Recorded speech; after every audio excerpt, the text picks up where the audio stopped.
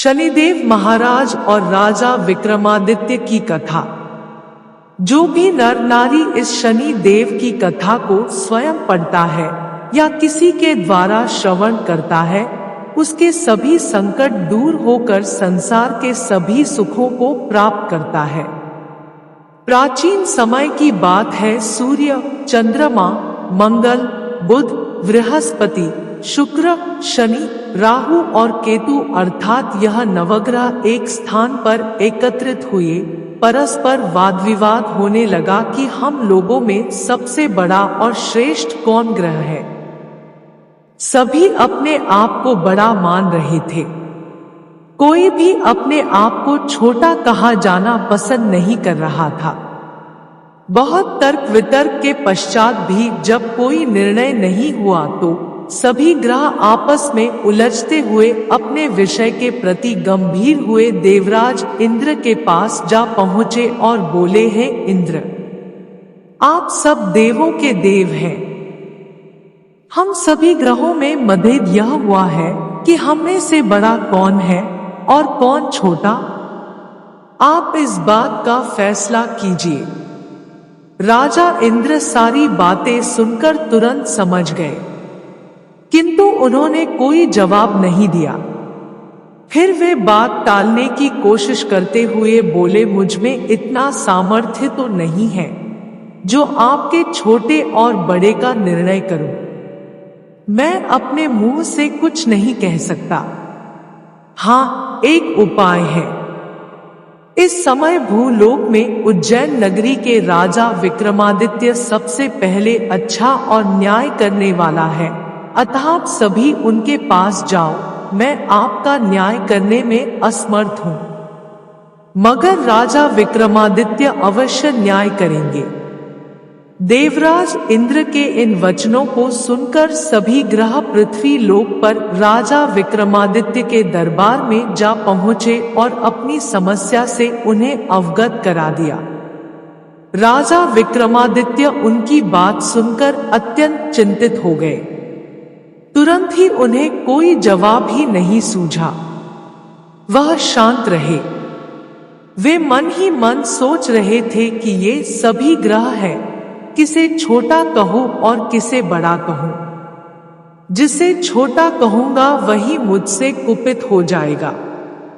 न्याय के लिए जब ये मेरे पास आए हैं तो मुझे न्याय तो करना ही है। किस प्रकार न्याय करूं? शांत चित्त से विचार करने के पश्चात एक उपाय मानस पटल पर आ ही गया। फलस्वरूप उन्होंने स्वर्ण, चांदी, कांसी, पीतल, शीशा, रांगा, जस्ता, अभ्रक और लोहा 9 धातुओं के 9 सिंहासन बनवाए और उन सभी आसनों को अपनी राजसभा में क्रम से विधि पूर्वक जैसे सोने का सिंहासन सबसे आगे तथा लोहे का सबसे पीछे रखवा दिया। इसके पश्चात नरेश ने राज ज्योतिषी को बुलवाकर आदेश दिया कि ज्योतिष ग्रंथों में जिस क्रम में ग्रहों का स्थान है उसी क्रम से ग्रहों के आसन ग्रहण करने की प्रार्थना की जाए। इस प्रकार सबसे उत्तम तथा सबसे आगे रखा हुआ स्वर्ण का बना सिंहासन सूर्य को मिला, चांदी का सिंहासन चंद्रमा को तथा शेष धातुओं के सिंहासन अन्य ग्रहों को मिले। सबसे पीछे रखा हुआ और लोहे का बना सिंहासन शनिदेव को मिला। राजा विक्रमादित्य की इस बात को अपना अपमान समझते हुए शनि देव क्रोध से लाल हो गए। उनकी भ्रुकुटियां तन गई, जबड़े भिंच गए, मुट्ठियां भिंच गई। फिर वे आग बबूला हो क्रोध में बोले, हे मूर्ख राजा, तू मेरे पराक्रम और मेरी शक्ति को नहीं जानता। सूर्य एक राशि पर 1 महीना, चंद्रमा 2.25 दिन, मंगल 1.5 महीना, बृहस्पति 13 महीने, बुध और शुक्र 1 महीने, राहु और केतु उल्टे चलते हुए केवल 18 महीने ही एक राशि पर रहते हैं। परंतु मैं एक राशि पर 2.5 अथवा 7.5 साल तक रहता हूं। बड़े बड़े देवताओं को मैंने कठोर दुख और कष्ट दिए हैं। राजन, ध्यानपूर्वक मेरी बात सुनो। मर्यादा पुरुषोत्तम भगवान रामचंद्र पर जब मैं 7.5 आई तो उन्हें राज त्याग कर वनवास को जाना पड़ा। रावण पर 7.5 आई तो राम और लक्ष्मण ने लंका पर आक्रमण कर दिया। उसकी सोने की लंका जल गई और रावण ने अपने कुल का नाश कर लिया। हे राजन, अब तुम भी सावधान रहना। विक्रमादित्य ने कुछ सोचकर कहा, हे शनिदेव, मैंने अपनी बुद्धि और विवेक के अनुसार जो उचित न्याय सूझा वह मैंने किया। अब जो होगा वह भी देखा जाएगा। मैं आपकी धमकी से नहीं डरता। जैसा मेरे भाग्य में होगा वह तो भोगना ही पड़ेगा, चाहे अच्छा हो अथवा बुरा हो। राजा का न्याय सुनकर सभी ग्रह तो वहां से खुशी खुशी चले गए, मगर शनिदेव क्रोध में भरे हुए नाराज होकर वहां से गए। कुछ समय तो ऐसे ही बीत गया, मगर कुछ समय बाद राजा विक्रमादित्य पर शनि ग्रह की 7.5 का प्रवेश हुआ तो शनिदेव ने अपना प्रभाव दिखाना शुरू कर दिया। शनिदेव घोड़ों के व्यापारी का रूप धारण कर अनेक सुंदर घोड़े साथ ले राजा विक्रमादित्य की राजधानी उज्जैन में आ पहुंचे। जब राजा ने घोड़े के सौदागर के आने की बाबत सुना तो उन्होंने अपने अश्वपाल को सुंदर और शक्तिशाली घोड़े खरीद कर ले आने को कहा। घोड़े बेहद सुंदर और शक्तिशाली थे। अश्वपाल उनके दाम सुनकर चौंक पड़ा, उसे गहरा आश्चर्य हुआ। उसने तुरंत राजा को खबर दी। अश्वपाल के कहने पर राजा ने घोड़ों को देखा और एक अच्छा घोड़ा देखकर उस पर से सवारी को चढ़ गया। राजा के घोड़े पर चढ़ते ही घोड़ा तीव्र गति से दौड़ पड़ा। फिर घोड़ा राजा को लेकर एक घने जंगल में पहुंच गया तथा वहीं राजा विक्रमादित्य को अपनी पीठ से पृथ्वी पर गिराकर अदृश्य हो गया। उसके बाद राजा बियावान जंगल में भूखा प्यासा इधर उधर भटकने लगा। राजा के हाल बेहाल हो गए। भटकते भटकते बहुत देर बाद राजा ने एक ग्वाले को देखा। ग्वाले से निवेदन करने पर ग्वाले ने प्यास से व्याकुल राजा को पानी पिलाया और एक नगर का रास्ता भी दिखाया जो उस स्थान के समीप ही था। उस वक्त राजा की अंगुली में एक अंगूठी थी। राजा ने खुश होकर ग्वाले को वह अंगूठी दे दी और फिर शहर की ओर चल पड़ा। राजा नगर पहुंच एक सेठ साहूकार की दुकान में जाकर बैठ गया। राजा ने खुद को उज्जैन का निवासी और बीका नाम बताया। साहूकार ने राजा को उच्च घराने का समझकर पानी पिलाया। भाग्यवश उस दिन साहूकार की बिक्री पूर्व दिनों की अपेक्षा अधिक हुई। तब सेठ ने राजा को भाग्यवान मानकर उसे अपने साथ अपने घर ले गया और भोजन कराया। भोजन करते वक्त राजा विक्रमादित्य ने एक अद्भुत बात देखी कि एक हार खूंटी पर लटक रहा था और खूंटी उस हार को निगल रही थी। इस अद्भुत दृश्य को देखकर उनके पैरों के नीचे की जमीन खिसकने लगी, लेकिन वे मूक रहे।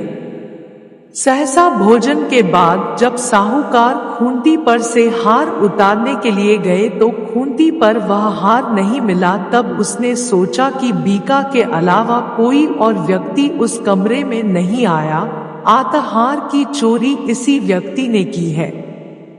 सेठ जी ने बीका पर चोरी का आरोप लगाते हुए हार लौटाने को कहा, पर राजा ने अपनी सफाई देते हुए कहा कि हे सेठ जी, मैंने आपका हार नहीं चुराया।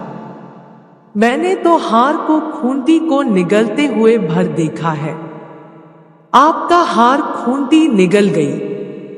खूंटी हार नहीं निगल सकती, भला बेजान चीजें भी किसी चीज को निगलती हैं। कभी इस पर विवाद बढ़ता गया और सेठ बीका को उस नगर के राजा के पास ले गया। और सारी बात कह सुनाई। राजा ने आज्ञा दी कि हार का चोर यही व्यक्ति है, इसके हाथ पैर काट कर चौरंगिया कर दो। राजा की आज्ञा पाकर उसके सैनिकों ने विक्रमादित्य के हाथ पैर काट कर जंगल में फेंक दिया।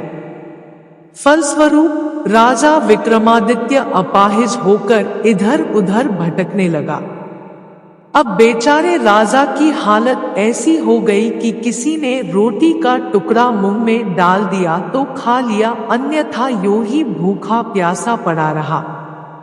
रास्ते जाते एक तेली की नजर उस पर पड़ी और वह उस पर तरस खाकर उसे थोड़ा सा तेल उसके घावों पर लगाने को दे दिया, जिसके फलस्वरूप तेली का व्यापार उसी दिन से प्रगति करने लगा।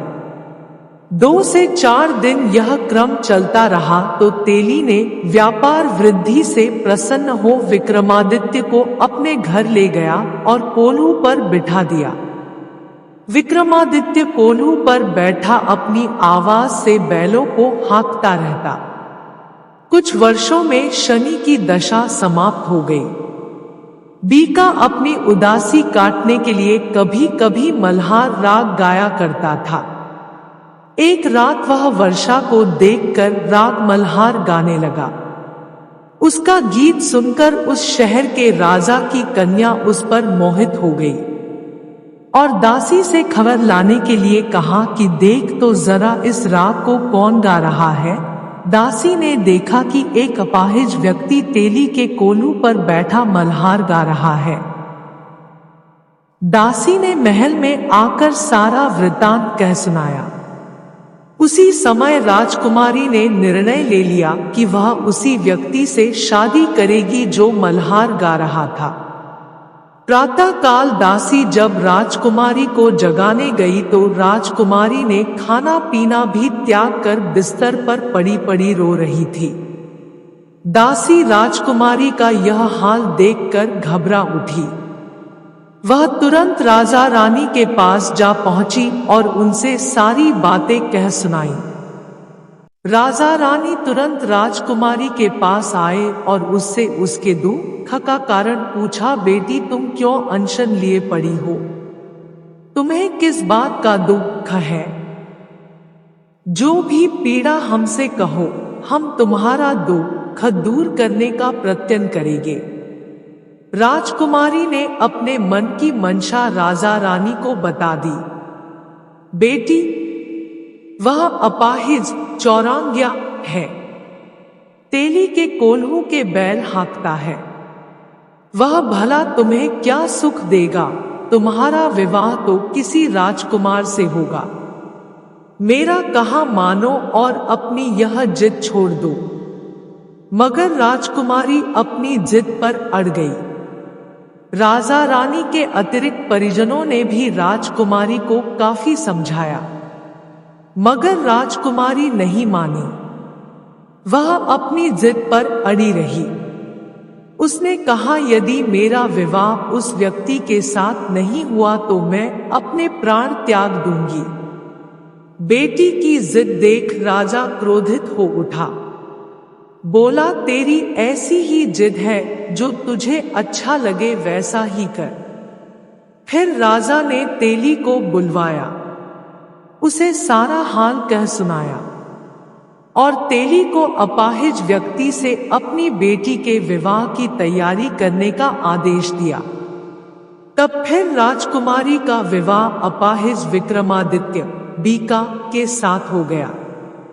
रात्रि को जब राजा विक्रमादित्य और राजकुमारी महल में सोए हुए थे, तब आधी रात को शनिदेव ने विक्रमादित्य को स्वप्न में दर्शन दिए और कहा, हे राजा, मुझे छोटा बताकर तूने कितने कष्ट और दुख सहे हैं, इसकी कल्पना कर। विक्रमादित्य ने स्वप्न में ही शनिदेव से क्षमा याचना की, जिसके परिणाम स्वरूप शनि ने प्रसन्न होकर राजा को पुनः हाथ पैर प्रदान कर दिए। राजा गद हो शनि महाराज के गुणगान करने लगा। तत्पश्चात विनय करते हुए राजा विक्रमादित्य ने कहा, हे शनिदेव, आपने जैसा दुख मुझे दिया, ऐसा आप दुख किसी को न दे।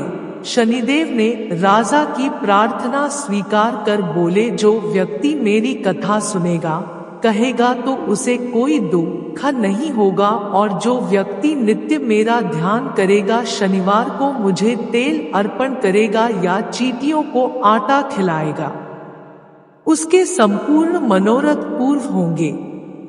इतना कहकर शनिदेव अंतर्ध्यान हो गए।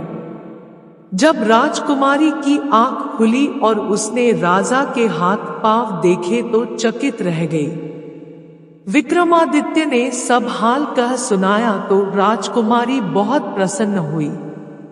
यह समाचार राजदरबार से लेकर पूरे शहर में तुरंत फैल गया और सब राजकुमारी को भाग्यशाली कहने लगे। जब सेठ साहूकार ने यह बात सुनी और यह जाना कि वह व्यक्ति कोई साधारण व्यक्ति नहीं बल्कि राजा विक्रमादित्य है, तो वह उसके कदमों में आ गिरा और अपने किए की माफी मांगने लगा। राजा विक्रमादित्य ने कहा, इसमें तुम्हारा कोई दोष नहीं है, मुझ पर शनिदेव का प्रकोप था। सेठ बोला, राजन, अब मुझे तभी आत्मीय शांति मिलेगी जब आप मेरे आवास चलकर भोजन ग्रहण करेंगे। ठीक है, मैं आऊंगा। और फिर राजा विक्रमादित्य सेठ साहूकार के घर भोजन करने पहुंच गए। जिस समय वह भोजन कर रहे थे, एक आश्चर्यजनक बात हुई। जो खूंटी पहले हार निगल रही थी, वही अब हार उगल रही थी। भोजन ग्रहण के पश्चात साहूकार ने कहा, राजन, मेरी श्रीकंवरी नाम की एक कन्या है, उसका पाणिग्रहण आप करें। इसके बाद सेठ ने अपनी रूप यौवन से संपन्न कन्या का विवाह बड़ी धूमधाम से राजा विक्रमादित्य के साथ कर दिया। राजा विक्रमादित्य कुछ दिन वहां रहने के पश्चात सेठ से विदा लेकर राजकुमारी मनभावती, सेठ की पुत्री श्रीकंवरी तथा दोनों स्थानों से प्राप्त रत्न आभूषण और अनेक दास दासियों के साथ अपनी राजधानी उज्जैन में लौट आए। आवागम पर सारे राज्य में खुशियां मनाई गई। राजा ने अपने राज्य में ढिढोरा पिटावा दिया कि संपूर्ण ग्रहों में शनिदेव श्रेष्ठ और बड़े हैं। मैंने उन्हें छोटा कहा, इसलिए मुझे इतने दिन कष्ट उठाने पड़े। तभी से उनके राज्य में शनिदेव की पूजा होने लगी। सभी घरों में शनि की कथा का पाठ होने लगा, जिसके कारण उस उज्जैन नगरी के निवासी समस्त सुखों को प्राप्त करते रहे। बोलिए शनि महाराज की जय।